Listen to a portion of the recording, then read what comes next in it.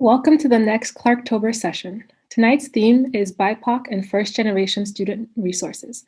My name is Mikael, and I will be your host.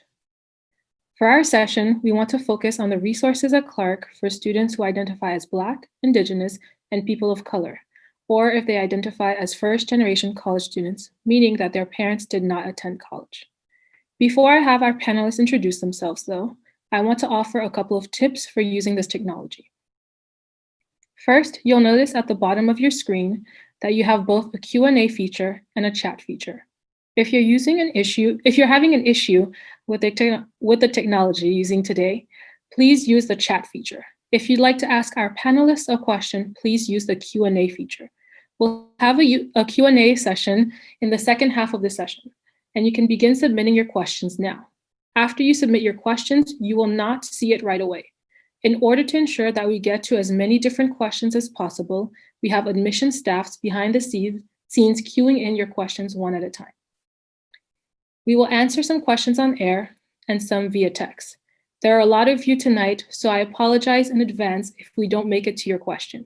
You're always welcome to email us at admissions@clarku.edu to answer any questions after the session. So let's get started. Like I said earlier, my name is Mikael. I'm an international student from Haiti, and I am currently in the accelerated degree program, getting my master's in public administration. But I also just graduated from Clark with my bachelor's in international development and social change with a specialization in global health. Outside of academics as an undergraduate, I was very involved in the ACE program, which is a pre-orientation program, and I was a two-time mentor for this program. You'll hear a little bit more about this program when our panelist Henley introduces themselves. Outside of ACE, I was also involved in Sisters in Stride, and Sophia will talk a little bit more about that when we get to her. And I was very involved in the Caribbean African Student Association, which is one of our many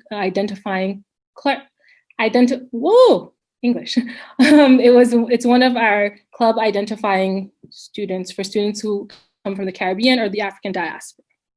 So with that, I am joined by four current Clarkies, Alex, Sophia, Henley, and Dominica. Can you each tell us a little bit more about yourself and what kind of resources you've used most during your time at Clark? Hello, everybody. My name is Alex Nazaire, or I go on campus by Nupt as well. I use he, him, his pronouns, and I'm a junior here. I'm majoring combined languages, those languages being Chinese and Spanish. I'm originally from Maryland. My dad's Haitian, but I also grew up overseas in Cameroon and Rwanda, so I like to call a lot of places home. Outside of admissions, since my first year, I've taken part in a space called Focus, which is for male identifying students of color. It's just been a great space for me. It's a bi-weekly meeting that takes place in Dana Commons on campus, and we talk about several subjects every single meeting. It could really be a discussion about whatever we want it to be. We've had one on inclusive language, the history of the affinity space, also relief efforts for Puerto Rico. This was back when Hurricane Maria hit in 2017, a year before I came. I also facilitated a meeting on the influence of hip hop. So I kind of like mixed it up a little bit, discussing how music has changed over the 70s, 80s, 90s, 2000s, all the way to present day. And it hasn't just only been a safe and comfortable space for me, but it's just been really fun. We've had a lot of enjoyable talks and discussions, learned more about each other and our different backgrounds. There was also one meeting last year where we just played basketball the entire session. We ordered pizza. That's also one of the great things about Focus is the fact that they serve food. I'm not gonna say that's the only reason why people come, but it is definitely a crowd pleaser for sure. So as Mika mentioned, I also took part in ACE with Henley, and Mika was my mentor, one of my mentors, and Henley was another one of the ACE mates. But as Mika mentioned, they'll touch upon that a little bit more. But basically ACE for me, it really eased my first year. It was a great experience. I got exposed to different resources on campus, such as different faculty and staff through several different workshops. We knew where different buildings were located, got used to the academic workload, sometimes get to be overload, but you know, it's an education program. So also, we just made friends before orientation, which really eased the process. So basically going into orientation, everything was just a lot easier thanks to ACE. It was also how I discovered Focus. So yeah, that's a little bit about me. Hi, everyone. My name is Sophia Stewart Chapman. I use she, her pronouns. I'm a junior right now at Clark. I'm majoring in community, youth, and education studies, minoring in women's and gender studies, and I recently declared a concentration in comparative race and ethnic studies. So outside of all of that, I am involved in SIS, which stands for Sisters in Stride, and that is the Women of Color affinity space that's available to Clark students. And so similar to what Nupt was mentioning, it's a bi-weekly meeting, and we meet usually in a space in Dana Commons. And it's just a really great space to connect with other people. I joined SIS in my second semester, my first year. And I realized that I was really specifically looking for a space to be around other women of color, to kind of cultivate that community, especially given that Clark is a predominantly white institution. So I was able to form connections, and it was especially helpful for me as a first year to be exposed and to form relationships with students in like older years and to have that kind of guidance. Again, so SIS runs very similarly. There is food, which again is a great, incentive to go. Really delicious places around Worcester. And we also hold workshops for each other. And so that's a really cool place to not only like kind of practice facilitation skills, but also to like really dive into topics that people are interested in and want to engage with each other. So it's very discussion based, and we kind of just hold a space for one another. And these workshops can really range from, like, one time we talked about body positivity, and one time we talked about like women of color activists, and all of these different really great kind of topics that are meaningful to all of us. And yeah, I think that's all I got to say about SIS. It's a wonderful space. Thank you. Hello, everybody. My name is Henley. I use he, him, his, or they, them, theirs pronouns. I'm also a junior here at Clark, double majoring in English and Women's and Gender Studies. I also participated in the ACE program alongside Nupt, and Miko is one of the mentors for our cohort. I really appreciated the ACE program. It's basically a support program for students who identify as first-generation college students and or students of color. We all took 2 classes during the duration of the program and got some academic credit under our belt before the school year even started. And basically were able to get ahead in our academic journeys at Clark. We also have like a lot of leadership building activities and student success workshops really geared to help us kind of navigate higher education and how to be successful college students, as well as, just well-rounded individuals. We also have meetings every semester with the professional staff members in the Multicultural and First Generation Student Support Office. I found these to be incredibly helpful, and both Haley Haywood, who's the director of the program, and Peyton, who's the associate director of the program. They're both very important parts of my support system here at Clark, and I really do appreciate their wisdom whenever I'm, whether I'm having like an academic problem, I'm struggling in a class, or if I'm having like a more personal problem and like there's something going on in my family that I want to talk about. They're super, super supportive people to go to. There are also a lot of events at Clark geared towards celebrating first generation students, faculty, and staff. There's one event in particular, which happened last fall, the first generation student celebration. And current Clark students were able to connect with faculty and staff who all identified as first generation college students. There was a whole art table where we were doing art things together, and a photo booth and lots of snacks. It was like this really big party, and it was like so great to like really get everybody in the same room and like realize like what a strong first gen community there is at Clark. To that point, there is a first generation student affinity space, and this space is a really great way just to like meet other students who get it. I feel like a lot of times people don't talk about being a first generation college student. And, there are a lot of students, there are more students who are not first gen than there are students who are first gen. So sometimes it can feel a little bit like you're having this experience that your peers aren't necessarily having. And it can be really valuable to spend some time with other people who, just know where you're coming from. So yeah, that's a bit about me and the supports that I've used at Clark. And I'm going to pass it off to Dominica. Thank you. Hi, everyone. My name is Dominica. I use she, her, hers pronouns. I'm a senior, which I hate saying because it makes me feel so old and I'm scared of the future. Anyways, I am studying political science with a bio minor and a concentration in law and society, which is a funky mix. You'll find a lot of that at Clark. I'm also, aside from working at admissions, I am on the e-board for our student council, our student government here on campus. I'm very involved with advocacy on campus right now. And I'm also the vice president for the Latin American Student Organization. So again, very involved with the different cultural clubs on our campus. And most recently, I was a mentor for the Connections program. So I'm going to talk a little bit more about that. Connections is our second of the two pre-orientation programs put on by the Multicultural and First Gen Student Support Office.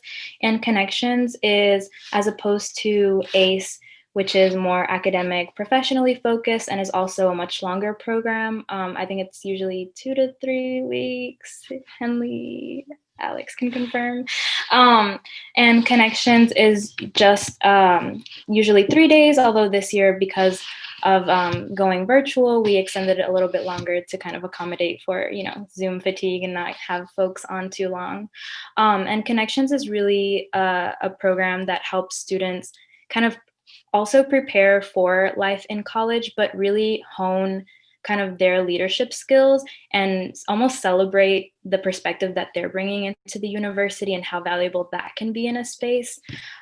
There is also, similar to ACE, a lot of workshops and seminars, and some of the ones, there's some cross workshops that both ACE and Connection students are in, and also opportunities to meet students from each of the programs. But they do focus a lot on kind of, getting ready for coming to college, but also understanding one's identity, within a predominantly white institution, kind of navigating that, navigating imposter syndrome, navigating, being different than others, and also how to find, your space and your group and your support system. And so just to echo what a lot of the other panelists have said, Connections really helps students to kind of find their community and build that sense of support starting off college in that good sense, and also connects students with the resources of the Multicultural and First Gen Student Support Office, such as the affinity spaces, but also outside of it. So most recently, as a mentor, I've seen a lot of my mentees getting, feeling comfortable to coming into university and get right into leadership positions in student council, for example. Since I'm involved in it, I know kind of, the mentees that have gotten involved with student government and also with cultural clubs. And so Connections really, really, I think, motivates students to, be assured of kind of who they are coming into this space, and to know that they're supported and know of the different resources that are there to support them. So, yeah.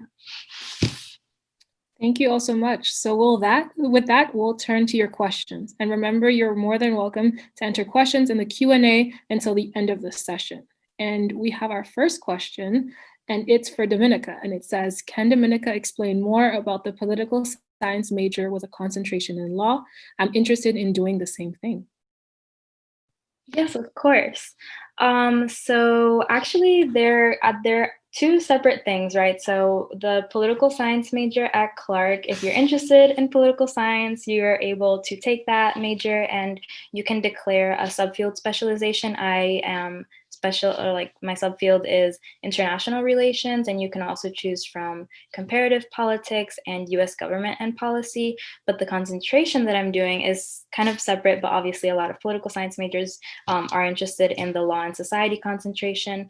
But the concentration, you can fulfill that concentration by taking a bunch of different courses, not only in political science, but also in philosophy, in history, in like international development. I'm taking a management class right now that fulfills my concentration, but that's just to give you a little hint at that. And if you're interested in like pre-law or applying to law school, you don't have to do the concentration, but it is, you know, for students who are interested in the law and maybe want to get exposed to it in undergrad. Hope that answers your question. Thank you. And then our next question is for all of you. And we are asking, could you talk a little bit more about your day-to-day life as a BIPOC and or a first-gen student on campus?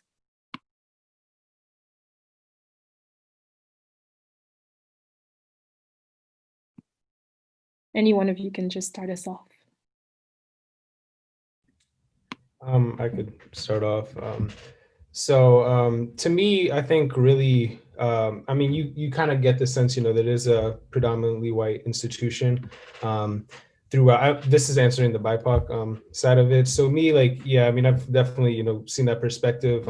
Luckily for me, like, since I visited Clark in my senior year, I met actually Mika and a bunch of her friends. And I forgot to mention this. I was also part of the I'm also part of the Caribbean African Student Association. And when I visited this school, I met a lot of people in that organization. So I knew that the minute I was coming to Clark, I was going to join the Caribbean African Student Association. And I also joined Latin American Student Organization. I'm the secretary along with Dominica and a Black Student Union. So those were organizations that really eased the process for me. So not only, we mentioned a lot of the affinity spaces, but also the multicultural organizations are something that we, you know, have access to, you know, about on a weekly basis. And a lot of the times where you end up finding your friend groups, could be through other ways too. But for me personally, because I joined it early throughout college, a lot of my friends came through multicultural organizations. So they really definitely played a big part in my transitioning.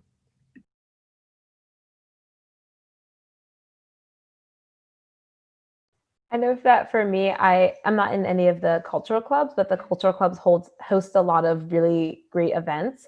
And so that's a great space to also be still involved in different, you know, multicultural spaces at Clark, while if you are not doing that commitment of being in a club. So for example, last year, the BSU held a Kwanzaa event. And so I attended that, which was really nice. And it was a really cool event. I learned a lot. And they also provided really amazing food. And so that was like a really awesome space that I was able to be in while still not being in the club, but still kind of being able to participate in that space. So that's been important for me to also have access to those things and to, you know, kind of see people who look like me, you know, to have that visibility when I'm around campus. Yeah, thank you. And we have another question, and it says, how do different populations, race, gender, ethnicity, religious, regional, international, socioeconomic, first generation college going, etc., interact with each other on campus? I can start this one off. I wanted to mention the Mosaic, which is a coalition of all the cultural and identity-based groups on campus. The Mosaic was created, I think, not too long ago in Clark's history, but I've participated in the space, and usually like I said, it's a coalition. It's I think a bi-weekly meeting with a representative of each of the cultural and identity-based clubs participating. So that's, you know, all the cultural clubs I know are participating in it. There's a few like religious clubs, such as the Muslim Student Association, that also have representatives in that space, and also clubs that deal with gender identity, both from Prism and the Queer Trans Students of Color affinity space. So I think that is one space that has been created by students for students of these different spaces to kind of work together towards similar goals. The space before has been used to, you know, communicate what like one of the clubs has been planning or how they can collaborate in events together. And so I find that space to be definitely one of the main connectors between all of the cultural and identity-based clubs, because there's a lot of collaboration that goes on through that.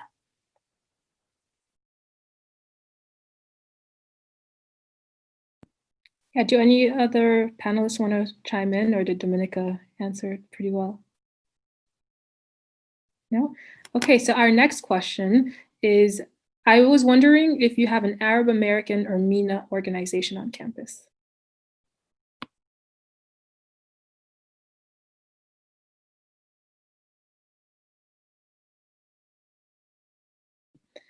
I'm not sure if we have a MENA organization, but I do know that we have the Muslim Student Association. There's a North Caribbean, not North Caribbean, North African Student Association, as well as Southeast Asian Association. So those are different cultural clubs that we have on campus, or identity-based clubs. But if there isn't a club that fits any of your identities, you can definitely create one. It's very easy to create a club on campus. And then the next question that we have is, would you say that there are a lot of white allies on campus? And do you feel like Clark has made an effort to make sure that BIPOC students feel welcome on campus?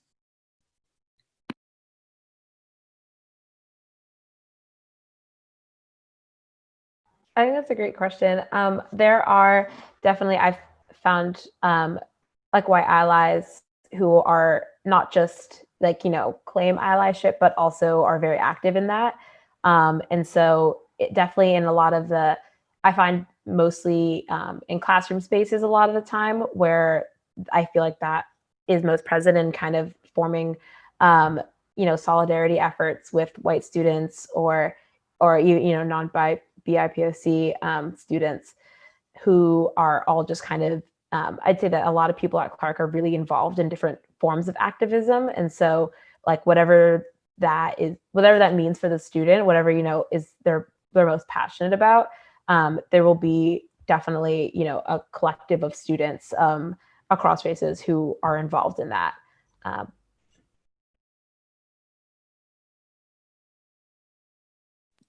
Okay. Or Dominica, did you want to add something? Yeah, I was just going to add, I think also just to talk about like if Clark is a supportive space for its BIPOC students, just in my position in student council and as an advocate on campus, and also as someone who's worked very closely with the Black Student Union in meeting their most recent demands to the university, I think that there is a lot of progress to be made, but I also find a lot of,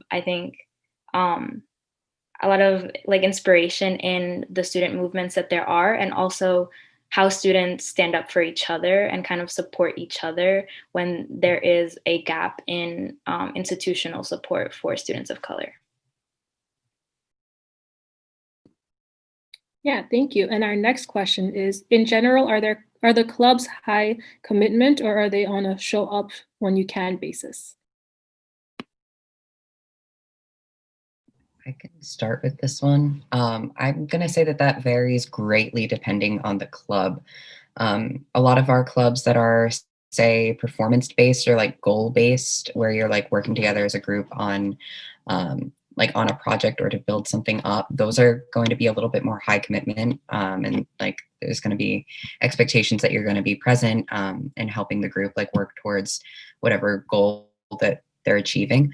But there are definitely more social clubs where it's kind of like a show up when you can kind of basis. I know Prism, which is one of our LGBTQ organizations, is very much more of like a show up when you have the time and energy to do so kind of basis. So I guess it depends on the particular club or organization. I would definitely echo what Henley said. For me, the clubs that I'm part of, a lot of the members are kind of like either executive board, which is higher commitment, or general member, which is lower commitment. I wouldn't, at least for the clubs that I'm part of, I would never say it's like a show up when you can basis. But definitely, I mean, there are different levels of commitment. And it could be like as little as, once a month. It could be as often as 2 or 3 times a week. So it would just kind of depend. I would definitely echo what Henley just said. Thank you. And our next question is, are there any specific clubs or spaces for students from India? If not, are there any clubs in which there is a fair number of Indian students participating?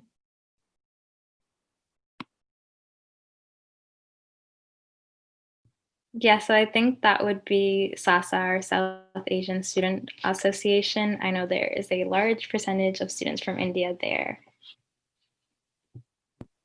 Thank you. And our next question is, can you talk about faculty and top-level administrative diversity at your school?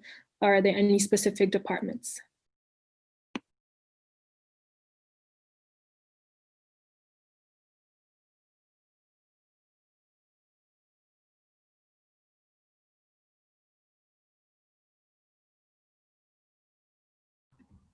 To answer that question, I would say it kind of it's kind of spread out throughout the different departments. A lot of the, I don't know all the professors and all the faculty and staff here at Clark, but a lot of male identifying ones end up going to focus. So I do get to meet some of them. I met some in the economics department, the English department, humanities and the arts, as well as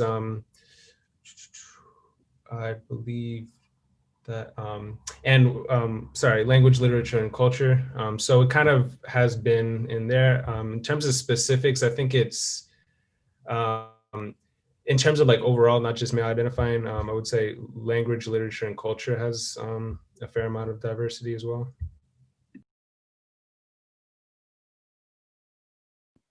Yeah, thanks. And the next question is, can you please explain more about Prism and what goes on in that club? Absolutely. So I am one of the new e-board members of Prism, and we kind of have two main focuses. One of, or as a club, we have two. As an e-board, we have three. One of the kind of aims of the club is to just give students a space to meet other LGBTQ plus folks on campus. So we have a lot of social events. Usually we have like coffee hours where, we rent out one of the classrooms on campus and we bring a bunch of snacks and somebody brings a Keurig and we have like coffee, tea, hot chocolate, coloring pages, things like that. One of our other focuses is kind of around raising awareness and engaging in activism. So we do a lot of collaboration with Worcester Pride, which happens in September. We always have events commemorating like National Coming Out Day, Trans Day of Remembrance, things like that. And then from an e-board standpoint, we also try our best to fill the need for resources. So getting in touch with nonprofit organizations in the area, as well as something new that we're starting this semester is providing transitional apparel for students on campus who, for whatever reason, cannot get a hold of transitional apparel. So I think that pretty much in a nutshell sums up Prism. Thank you, Henley. Our next question is, can a student do two majors and what is the student-faculty ratio?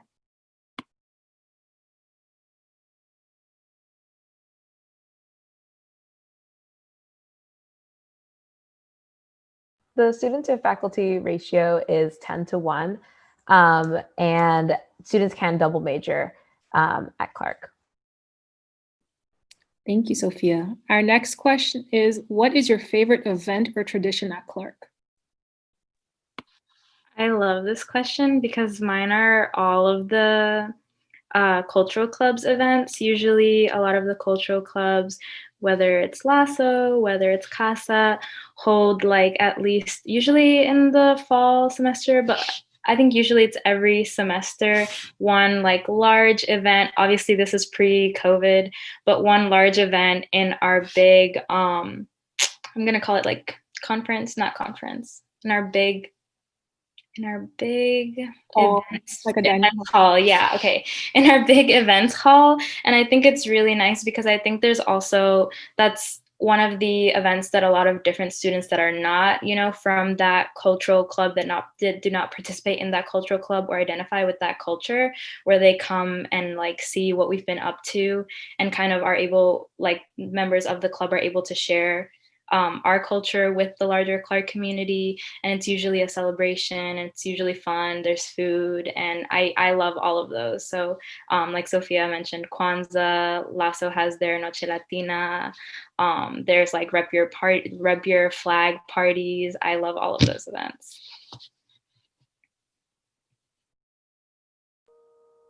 Me personally, mine is I do love all those events that Dominique had just mentioned, but mine personally is probably Midnight Madness, just because I've had a kind of like a both ways, best of both worlds perspective of it. So I took part in the varsity men's basketball team in my first year, and Midnight Madness is the first game, the first basketball game of the Division III season, of the NCAA season.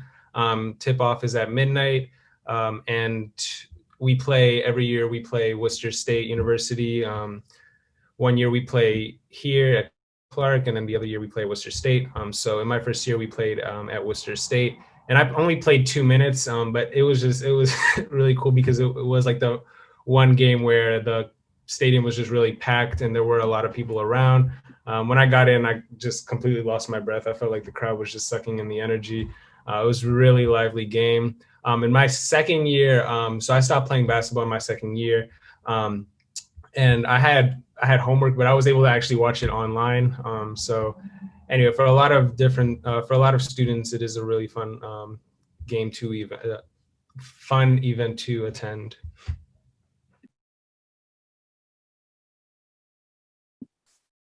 Yeah. Do any of Henley or Sophia, do you have anything to add? We have more questions too. You don't. I can just add that I also really enjoyed, there's a club on campus called the Public Entertainment Committee, and they host like concerts, and again, pre-COVID, in like this space in the basement of the cafeteria that's really nice. And so those have been really fun places to also get exposure to artists who I didn't really know. And some are like local places and people. And there's also sometimes spaces for students to perform themselves if they wanted to, like students from within the Clark community. Yeah, thank you, Sophia. So our next question, I guess I can answer this, but the question is, would the African Diaspora Dance Association be considered a show up whenever type of club? I was the co-director in my senior year, and I was involved in it before. I would say no, it is not. It is audition-based dance group, and we have about 7 to 8 hours of practice a week. And so we used to perform at different events around, like throughout the semester, but we did have a couple of workshops where you could show up and learn a couple of quick routine or some moves, but not really a show up whenever you want type of club. And then our next question is, has the university had any recent racial conflicts?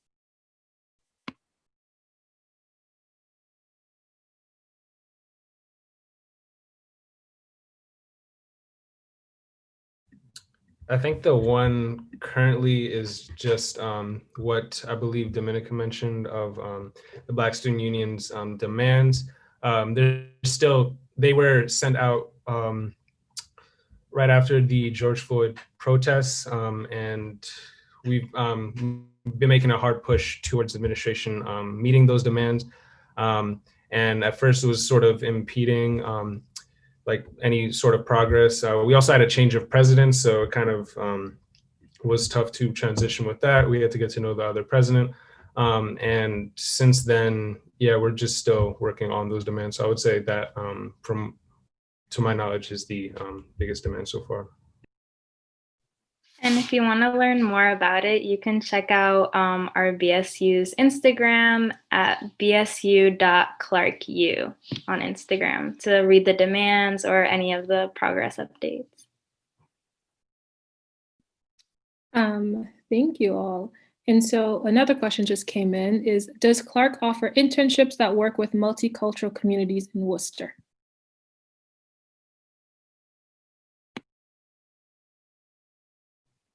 I could just start answering that one off the bat. Yes, there are a bunch of different places to look for support or funding for internships. First, to find an internship, there is the Community Engagement Office that is usually really helpful if you want to find an internship in the Worcester community. And then to support that funding, there's different types of scholarships and funding provided either through like our Career Connections office, through the specific scholarships office, but one like relevant to this conversation is the one that the Multicultural and First Generation Student Support Office provides. They also have a scholarship fund to help support students in their research internship and study abroad away experiences. I actually applied for a scholarship from the MFGSS office last year to support my internship, and so they were very helpful in terms of allowing me a few experiences last year, actually. But yeah.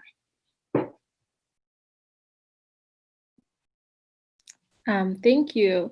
Shakira, your question was answered in the chat if you want to just check that out.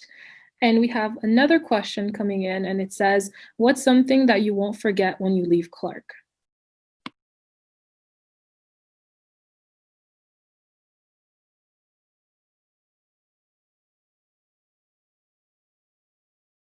I think that for me, I'll definitely not forget the sense of like super supportive community that there is here, in the way that like, if anybody has some sort of performance or event or talk or anything like that, like their friends and their friends' friends will all show up to that event in support of that person or those people. And so I've been to so many and been exposed to so many new events and to new like, I don't know, different exciting, new places and people and like things to do, just because I, know somebody who knows somebody or kind of know somebody who's involved in that and want to support them and go to see what they have to show. And so that I think is definitely something that will stay with me. It's just that kind of supportive community and people who are just really excited for you and excited to learn more about you and to do things with you.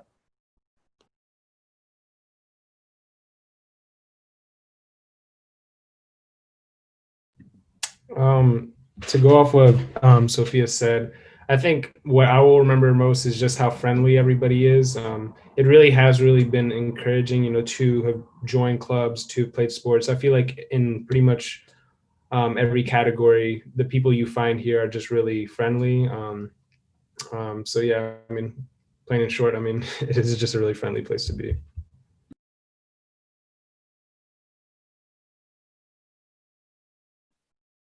And then we have another question, briefly, if those of you who haven't really spoken want to just answer, why did you choose to go to Clark? For me, there are, I think, two main reasons that I chose to go to Clark ultimately. I went to a really competitive feeling high school, and I was not looking for that kind of vibe when I went to college. So I was really looking for a school which would take a collaborative rather than competitive approach to academics. And I think that I've definitely found that at Clark. People really just want to see their friends succeed and kind of realize that if the person next to you is failing, that doesn't make you succeed anymore. So that was like the first reason. And the second reason is I just felt like I could be authentically myself here and just kind of do my own thing without worrying too much about judgment from my peers. And that was something that to me, Clark had that a lot of other schools that I was considering didn't.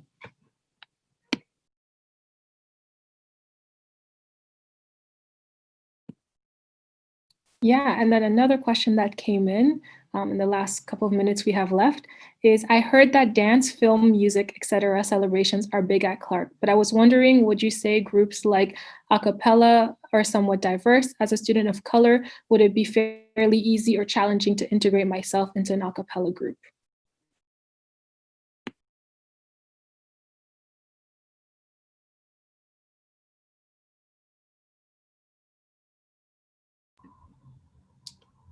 I can't personally speak for a cappella. I know I know two people who one has graduated and one's still here that participated in an a cappella group, and they've had a great experience in it. From what they've told me, there's three. I believe there are three different ones on campus. They're both on the same one, and they've really enjoyed it.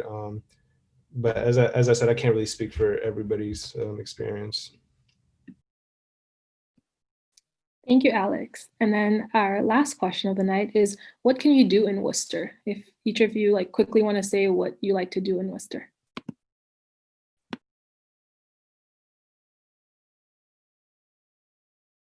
I can start by saying that, and preface this by saying that I am such a foodie.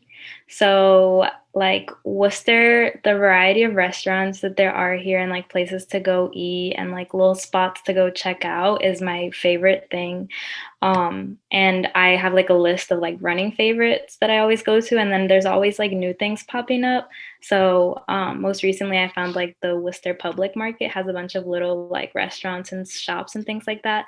So there's a lot of places to go out to eat in Worcester. But that's also like an activity within itself. And then I was gonna say most recently, I am very adverse to like physical exercise. My roommates have been forcing me to go on walks with them to some of the surrounding like parks and green spaces. And so that's also another fun activity. I know a lot of my roommates who are more intense than me go like on proper hikes and stuff like that. And there's a lot of like places to do that nearby. So that's also fun and fresh. Yeah, so we'll need to wrap up now, but we wanted to end this highlight by highlighting additional resources for students who may be interested. These resources range from academic support, such as the Writing Center, to our Center for Counseling and Personal Growth. This webinar is recorded, so you're welcome to look at this slide later if you'd like to explore these resources. And please remember that Clarktoberfest is just getting started. Throughout the month, we are devoting our webinars to specific topics that you told us you'd like to learn more about. Check out clarku.edu/Clarktoberfest for the full list. That URL is also on the PowerPoint slide of your screen. If you attend three of the Clarktoberfest sessions, and if you have a US mailing address, we'll send you a Clarktoberfest t-shirt, so keep that in mind. And our next webinar is called Academics, the Arts, and will feature faculty from the arts at Clark. This one will be on Friday, October 9th from 3 p.m. to 3:45 p.m. Thank you all so much for tuning in tonight, and thank you to our panelists for sharing your perspectives. We had a lot of fun answering all of your questions and hope you'll get in touch if we can help with anything. Until next time, stay safe and well, everyone.